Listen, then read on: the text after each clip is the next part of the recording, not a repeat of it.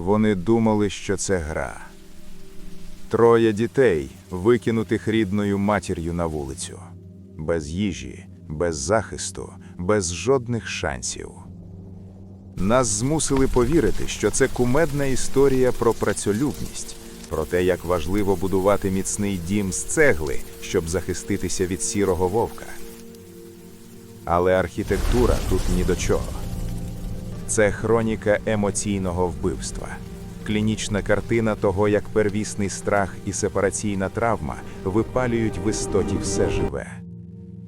Двоє з них загинуть у муках, бо так і не усвідомлять, що їх зрадили. А третій виживе. Але для цього йому доведеться замурувати себе живцем і стати набагато гіршим монстром, ніж той, що чекає за дверима. Що насправді приховує історія про трьох поросят і чому найміцніший бункер – це завжди пастка для розуму? У найпершій друкованій версії Джеймса Холівела Філіпса 1843 року немає місця для магії чи моралізаторства. Є лише жорстока економіка виживання. Стара свиня-мати просто виставляє трьох дітей за двері. Вона робить це не для того, щоб вони, як нам казали, шукали свою долю. Вона викидає їх, бо їй нічим їх годувати. Це не акт виховання, це акт відсікання зайвого баласту. Це базовий закон біології, який людство старанно маскує під казочки для малюків. Коли ресурсів критично не вистачає, слабших приносять у жертву. Мати відрізає їх від себе як гангренозну кінцівку, щоб вижити самій. І саме цей момент – не поява хижака на горизонті, а секунда, коли за ними назавжди зачиняються двері рідного дому, є справжньою точкою неповернення. Сепараційна травма розриває їхню незрілу психіку навпіл. Вони опиняються у вакуумі. Що роблять перші двоє братів? Нам роками вбивали в голову, що вони були просто ледачими дурниками, що хатинки із соломи і хмизу – це наслідок їхнього бажання швидше закінчити роботу і піти гратися. Блискуча, зручна брехня. Насправді, ми спостерігаємо класичну реакцію інфантильного шоку, коли дитина опиняється сам на сам із тваринним жахом відкритого світу, її мозок відмовляється сприймати реальність.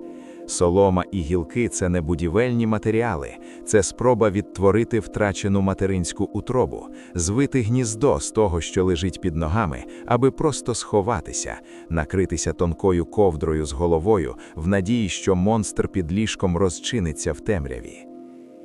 Вони будують не захист, вони будують дешеву декорацію безпеки. Солома не зупинить ікла, хмиз не витримає удару. Їхні так звані будинки – це ілюзія того, що світ не такий жорстокий, яким він є насправді. Якщо ви хоч раз в житті намагалися закрити очі на невідворотну загрозу, сподіваючись, що вона омине вас стороною, ви знаєте цей липкий, паралізуючий страх. До речі, якщо ви готові дивитися правді в очі, якою б потворною вона не була, підпишіться на канал прямо зараз. Тут ми розтінаємо реальність без анестезії. Перші двоє братів були мертві ще до того, як зустріли вовка. Їх вбила відмова прийняти той факт, що дитинство закінчилося назавжди. Вовк став лише санітаром лісу, механізмом, який ліквідував тих, хто не зміг адаптуватися до болю. Третій брат. Нам десятиліттями продавали його як ідеал, зразок дисципліни, раціональності і розуму. Нас вчили захоплюватися його монументальним цегляним будинком. Але архітектура його фортеці не має абсолютно нічого спільного з працелюбністю. Це пам'ятник незворотній клінічній параної. Коли мати викинула їх на смерть, його психіка обрала інший механізм вживання. Не інфантильне заперечення, як у перших двох братів, а тотальну емоційну кому. Він перетворив свою сепараційну травму на еталонну соціопатію. Він миттєво засвоїв головний закон відкритого світу. Кожен сам за себе, а всі інші – це просто ресурс або перешкода. Навіть власна кров. Зверніть увагу на один моторошний факт, про який мовчать усі прилизані дитячі книжки. Він бачив, як його брати будують собі гробниці із соломи та гілок. Він чудово розумів, що ці жалюгідні конструкції не витримають навіть сильного вітру, не кажучи вже про масу тіла дорослого хижака. І що він зробив? Він не сказав їм ані слова, він не поділився матеріалами, він не зупинив їх. Він просто мовчки спостерігав, як вони власноруч риють собі могили. Чому? Тому що в його новій, хворій системі координат брати більше не були родичами. Вони стали буфером, приманкою, живим м'ясним щитом, який мав затримати хижака і дати йому необхідний час, щоб завершити свій бункер. Він пожертвував ними ще до того, як вовк узагалі вийшов на полювання.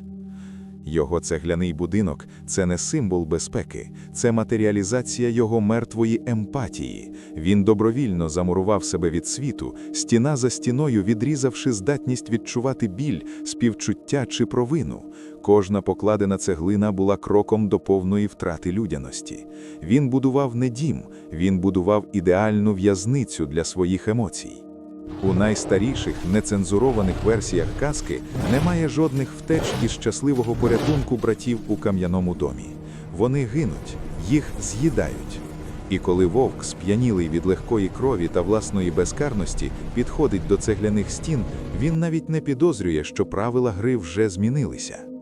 Вовк думає, що він досі мисливець, який заганяє в кут останню перелякану жертву. Але насправді він сам сліпо крокує в ідеально розставлену пастку. Третій брат не захищається. Третій брат чекає. Він навмисно залишає відкритим димохід, єдиний вразливий отвір у своїй глухій фортеці. Це не помилка будівника, це запрошення на страту.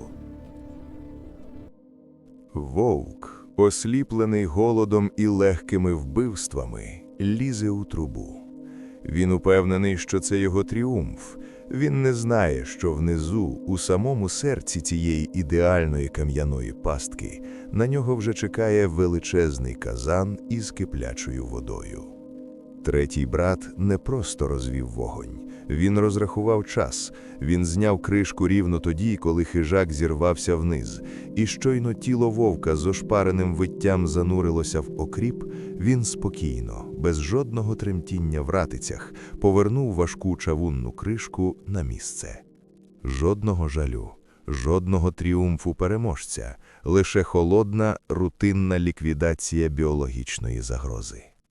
А далі казка Джозефа Якобса 1890 року робить фінальний, найстрашніший зріз цієї історії. Порося не просто вбиває вовка, воно його з'їдає, звареного живцем. Спокійно сідає за стіл і поглинає плоть того, хто хвилину тому вбив і, можливо, перетравив його власних братів. Це не просто самозахист, це канібалізм як вища форма адаптації. Жертва не просто перемогла монстра, вона асимілювала його, вона стала гіршою за нього. Ви думаєте, це просто старовинна англійська дичина, яку сьогодні ховають від ваших дітей? Подивіться на своє життя. Подивіться на свої контакти в телефоні, які ви обірвали, бо люди здалися вам токсичними. Згадайте, як ви навчилися ігнорувати чужий біль, виправдовуючи це особистими кордонами. Щоразу, коли світ бив вас, коли вас зраджували найлідніші, коли ви опинялися на емоційній вулиці, ви клали нову цеглину.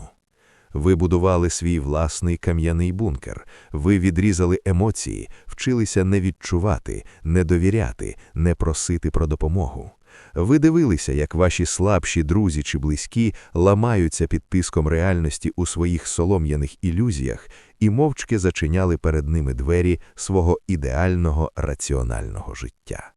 Ви вважаєте себе переможцями, бо вижили, бо маєте міцні стіни, стабільну роботу і заблоковані почуття.